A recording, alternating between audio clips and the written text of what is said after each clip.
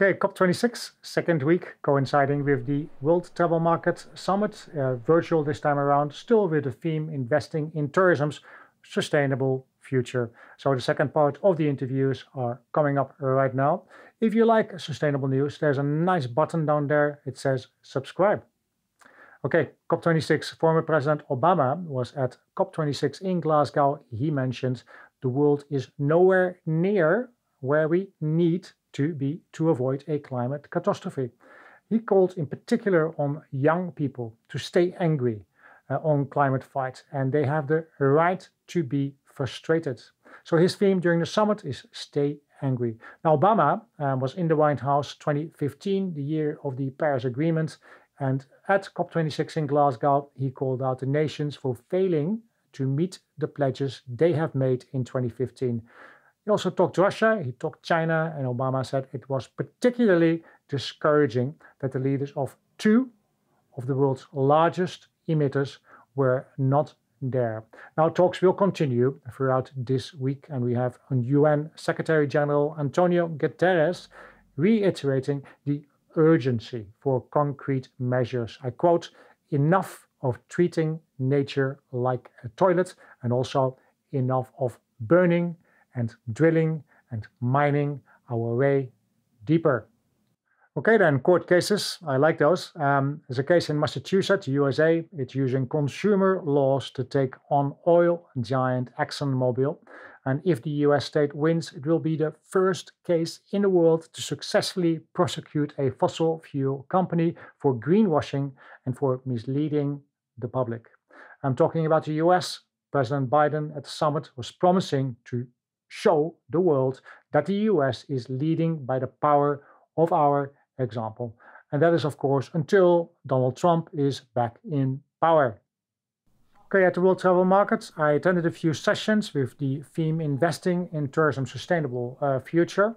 And you know what? Not that many leaders actually were speaking about sustainability. They spoke about investment, they spoke about building up the tourism industry, building it back basically, but less than half actually mentioned the word sustainability and a sustainable future. On the floor itself, I did speak about sustainability with quite a few leaders. One was Panama's Minister of Tourism, Ivan S. Kilton, and I put that online earlier this week. Now, other regions and countries that were putting up sustainability up front, strangely enough, these were the oil-producing nations and regions. So we're talking about Saudi Arabia, we're talking about the Emirates in the UAE.